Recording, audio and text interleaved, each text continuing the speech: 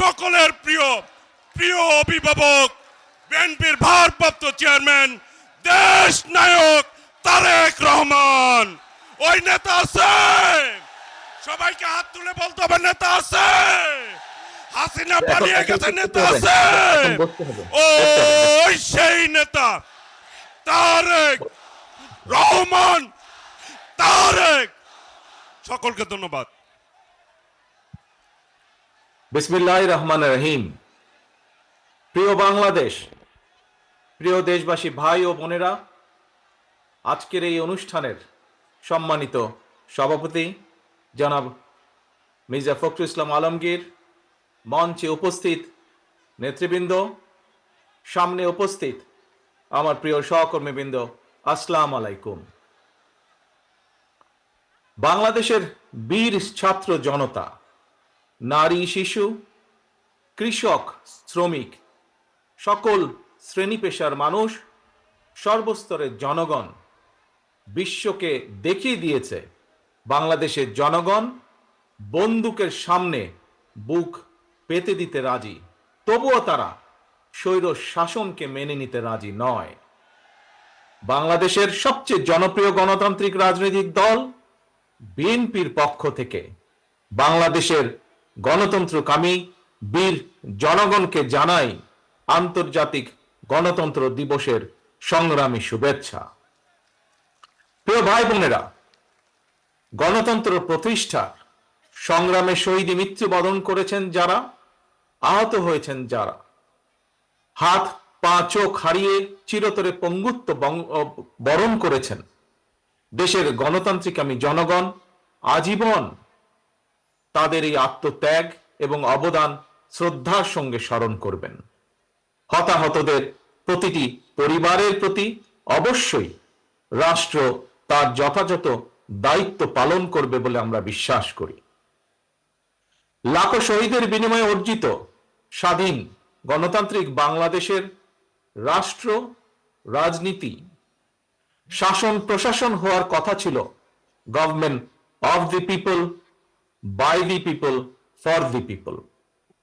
অথচ গত 15 বছর বাংলাদেশে মাফিয়া শাসন চালু করা হয়েছিল। দেশে বিদেশে পলাতক স্বৈরাচার বিনা ভোটের সেই সরকারের পরিচয় হয়ে উঠেছিল government of the mafia, by the mafia, for the mafia. প্রিয় দেশবাসী, এই মাফিয়া চক্র দেশকে সর্বক্ষেত্রে ভঙ্গুর করে দিয়েছিল। দেশকে সম্পূর্ণ আমদানি নির্ভর, ঋণ নির্ভর এবং পরনির্ভরশীল রাষ্ট্রে পরিণত করেছিল। মাফিয়া চক্র দেশের ব্যাংকগুলোকে পর্যন্ত দেউলিয়া করে দিয়েছিল। গত 1.5 দশকে দেশ থেকে প্রায় 17 লক্ষ কোটি টাকারও বেশি পাচার হয়ে করে দিয়েছে এরা। 5ই আগস্টের পতিত স্বৈরাচারের বেপরোয়া দুর্নীতি আর লুটপাটের কারণে বাংলাদেশের বৈদেশিক ঋণ বর্তমানে $100 বিলিয়ন বেশি ছাড়িয়েছে। বাংলাদেশে আজ যে শিশুটি জন্ম নিয়েছে কোনো কারণ ছাড়াই, সেই নিষ্পাপ শিশুটিরও মাথাপিছু ঋণ কমপক্ষে 1.5 লক্ষ টাকা। প্রিয় ভাই বোনেরা, মাফিয়া চক্র দেশকে শুধু অর্থনৈতিকভাবেই ভঙ্গুর করে দেয়নি, দেশের আর্থ সামাজিক সাংস্কৃতিক এবং রাজনৈতিক রীতিনীতিকেও ধ্বংস করে দিয়েছে। প্রতিটি সাংবিধানিক এবং বিধিবদ্ধ প্রতিষ্ঠান অকার্যকর করে ফেলা হয়েছিল। খোদ বিচার বিভাগকেই ফ্যাসিবাদের সূতিকাগারে পরিণত করা হয়েছিল। একটি রাষ্ট্র কতটা সভ্য এবং গণতান্ত্রিক সেটি দেশের আইন শৃঙ্খলা বাহিনীর আচরণে স্পষ্ট হয়ে ওঠে। কিন্তু মাফিয়া চক্র দলীয় স্বার্থে ব্যবহার করতে গিয়ে দেশের আইন শৃঙ্খলা বাহিনীকেও সম্পূর্ণ বিপর্যস্ত করে দিয়েছে। গণতন্ত্রকামী প্রিয় ভাই ও বোনেরা, অন্যায়, অনিয়ম আর অরাজকতার বিরুদ্ধে গণবিস্ফোরণে মাফিয়া চক্রের প্রধান দেশ ছেড়ে পালানোর পর দেশে মাফিয়া শাসন শোষণের অবসান ঘটেছে। পতিত স্বৈরাচারের পলায়নের মধ্যে দিয়ে একটি গণতান্ত্রিক মানবিক বাংলাদেশ গড়ার পথে প্রধান বাধা হয়তো দূর হয়েছে, তবে বাধা দূর হলেও মাফিয়া চক্রের রেখে যাওয়া 15 বছরের জঞ্জাল কিন্তু এখনো দূর হয়নি। এই জঞ্জালকে দূর করে জনগণের, বাংলাদেশের জনগণের ভোটে জনগণের কাছে জবাবদিহিমূলক একটি গণতান্ত্রিক সরকার প্রতিষ্ঠার লক্ষ্যে অন্তর্বর্তীকালীন বর্তমান সরকার কাজ করছে। তবে মাফিয়া চক্রের প্রধান দেশ ছেড়ে পালালেও মাফিয়া চক্রের বেনিফিশিয়ারি অপশক্তি প্রশাসনের ভেতরে থেকে কিংবা রাজনীতির ছদ্মবরণে অন্তর্বর্তীকালীন সরকারকে চ্যালেঞ্জ ছুড়ে দেওয়ার অপচেষ্টা কিন্তু অব্যাহত রেখেছে। প্রিয় দেশবাসী, ভাই ও বোনেরা, বর্তমান অন্তর্বর্তীকালীন সরকার হাজারো শহীদের রক্তের বিনিময় লক্ষ কোটি জনতার গণ অভ্যুত্থানের ফসল। এই সরকারের কোনো কোনো কার্যক্রম সকলের কাছে হয়তো সাফল্য হিসাবে বিবেচিত নাও হতে পারে, কিন্তু এটি আমাদের প্রত্যেককে মনে রাখতে হবে, এই সরকারের ব্যর্থতা আমাদের সকলের ব্যর্থতা, বাংলাদেশের পক্ষের গণতান্ত্রিকামী জনগণের ব্যর্থতা। সুতরাং এই অন্তর্বর্তীকালীন সরকারকে কোনোভাবেই ব্যর্থ হতে দেওয়া যাবে না।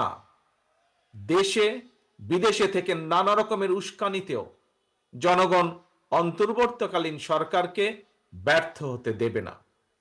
তবে অন্তর্বর্তীকালীন সরকার যাতে নিজেরাই নিজেদের ব্যর্থতার কারণ না হয়ে দাঁড়ায়, সে ব্যাপারে তাদেরকেও সতর্ক থাকতে হবে। বাংলাদেশ কিংবা যে কোনো দেশেই গণ অভ্যুত্থানের মাধ্যমে গঠিত সরকার অবশ্যই জনগণের সরকার। তাই জনগণ অন্তর্বর্তীকালীন সরকারের প্রতি সহযোগিতা অব্যাহত রেখেছে, রাখবে। তবে কোনো এক পর্যায়ে অন্তর্বর্তীকালীন সরকারের জবাবদিহিতাও কিন্তু নির্বাচিত সংসদের মাধ্যমেই নিশ্চিত করা হয়। সুতরাং জনগণের রাজনৈতিক ক্ষমতায়নের মাধ্যমে একটি নির্বাচিত সংসদ এবং সরকার প্রতিষ্ঠায় অন্তর্বর্তীকালীন সরকারের সকল সংস্কার কার্যক্রমের প্রথম এবং প্রধান টার্গেট হওয়া জরুরি।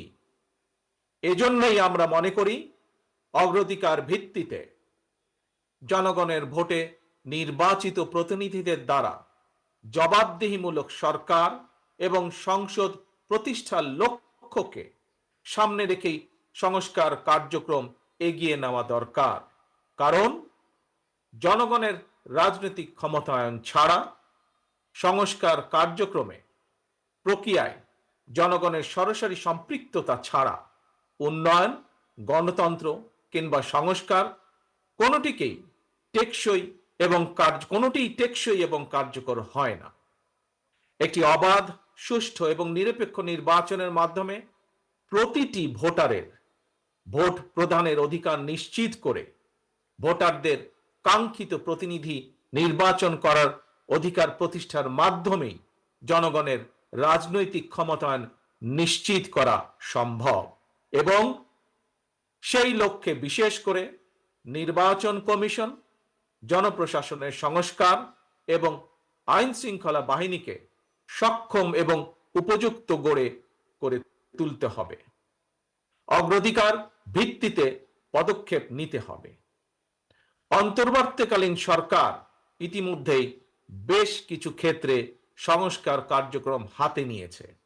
তবে আমরা মনে করি অন্তর্বর্তীকালীন সরকার এজেন্ডা সেটিং এর ক্ষেত্রে অগ্রাধিকার ভিত্তি নির্ধারণ করতে না পারলে গণ অভ্যুত্থানের সাফল্য ব্যাহত করতে ষড়যন্ত্রকারী নানা চক্র সুযোগ গ্রহণ করতে পারে এবং এরই ভিতর এর কিছু কিছু আলামত আমরা দেখতে পাচ্ছি।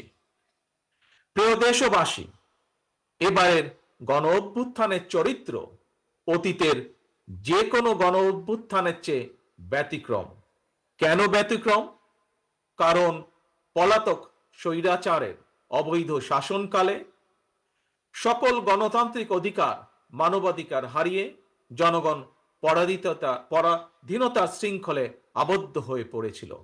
এমনকি হুমকির সম্মুখীন ছিল দেশের স্বাধীনতা ও সার্বভৌমত্ব।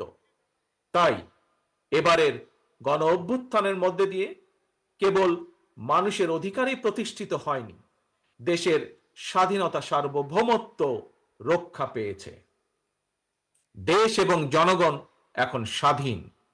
গুম, খুন, অপহরণ আর বিভীষিকাময় আয়নাঘরের আতঙ্ক মুক্ত। স্বাধীনতা সার্বভৌমত্ব রক্ষার পর এবার দেশ এবং জনগণের স্বাধীনতা সুরক্ষায় প্রথম কাজ হতে হবে রাষ্ট্র এবং সমাজে মানুষের গণতান্ত্রিক অধিকার এবং লুণ্ঠিত ভোটের অধিকারকে পুনঃপ্রতিষ্ঠিত করা। তাই প্রিয় ভাই ও বোনেরা, দেশে বর্তমানে প্রায় 12.5 কোটি ভোটার। এর মধ্যে 2009 সাল থেকে এ পর্যন্ত ভোটার তালিকায় প্রায় 2.5 কোটিরও বেশি নতুন ভোটার সংযুক্ত হয়েছেন। ভোটার হবার পর তরুণ প্রজন্মের এই 2.5 কোটিরও বেশি ভোটার একটিও জাতীয় নির্বাচনে ভোট দেবার সুযোগ পায়নি। ভোট দিয়ে তারা তাদের কাঙ্ক্ষিত জনপ্রতিনিধি নির্বাচন করতে পারেনি, অথবা তাদের নিজেরাও কেউ ভোটে নির্বাচিত হয়ে জনগণের প্রতিনিধিত্ব করার সুযোগ পায়নি। বিএনপি বিশ্বাস করে, বিএনপি মনে করে দেশের জনশক্তির অর্ধেক নারী এবং তারুণ্যের এই বৃহৎ অংশকে রাজনৈতিক অংশীদারিত্বের বাইরে রেখে একটি বৈষম্যহীন মানবিক রাষ্ট্র গঠন সম্ভব নয়। সংবিধান কিংবা প্রবিধানে যাই থাকুক, জনগণের রাজনৈতিক এবং অর্থনৈতিক ক্ষমতায়ন নিশ্চিত করা না গেলে, সংস্কার প্রক্রিয়ায় জনগণকে সম্পৃক্ত করা না গেলে শেষ পর্যন্ত কোনো সংস্কার কার্যক্রমেরই কার্যকরী ফল পাওয়া যাবে না। প্রিয় দেশবাসী ভাই ও বোনেরা, রাষ্ট্র, রাজনীতি এবং রাজনৈতিক দল হিসেবে বিএনপি দলীয় রাজনৈতিক কার্যক্রম সংস্কারের লক্ষ্যে প্রথমে 2022, পরবর্তীতে 2023 সালে বাংলাদেশের পক্ষের গণতান্ত্রিক রাজনৈতিক দলগুলোর প্রতিনিধিদের উপস্থিতিতে 31 দফা কর্মসূচি ঘোষণা করেছিল। তবে ঘোষিত 31 দফাই শেষ কথা নয়। বিএনপি মনে করে রাষ্ট্র কিংবা রাজনীতি সকল ক্ষেত্রেই সংস্কার কার্যক্রম একটি ধারাবাহিক এবং চলমান প্রক্রিয়া। সুতরাং রাষ্ট্র এবং রাজনীতি সংস্কারে বিএনপি ঘোষিত 31 দফা সংস্কার কর্মসূচির আরো প্রয়োজনীয় পরিবর্তন পরিমার্জনকেও বিএনপি স্বাগত জানায়। এমনকি কেউ যদি মনে করেন একটি উন্নত এবং নিরাপদ বাংলাদেশের জন্য আরো নতুন রাজনৈতিক দলের প্রয়োজন রয়েছে, তাতেও দোষের কিছু নেই।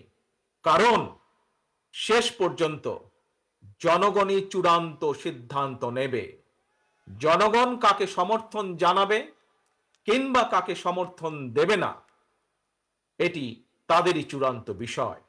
এ কারণেই বিএনপি বরাবর জনগণের ভোটের অধিকারের উপর জোর দিয়েছে। বিএনপি মনে করে একমাত্র অবাধ, সুষ্ঠু নির্বাচনের মাধ্যমেই রাষ্ট্র, রাজনীতি এবং রাজনৈতিক বন্দোবস্তের সঙ্গে জনগণের প্রত্যক্ষ অংশদারিত্ব তৈরি হয়। গণতান্ত্রিক আমি প্রিয় ভাই ও বোনেরা, গণ অভ্যুত্থান কিংবা সংস্কার কার্যক্রম নিয়ে রাজনীতির মাঠে নানা রকম কথা হচ্ছে। গণতান্ত্রিক রাজনীতিতে এটি একটি স্বাভাবিক এবং গ্রহণযোগ্য রীতি। প্রত্যেকেই তাদের নিজ নিজ দৃষ্টিভঙ্গি প্রকাশ করবেন, এটিই স্বাভাবিক। এই নিয়ে বিচলিত হওয়ার কোনোই কিছু নেই।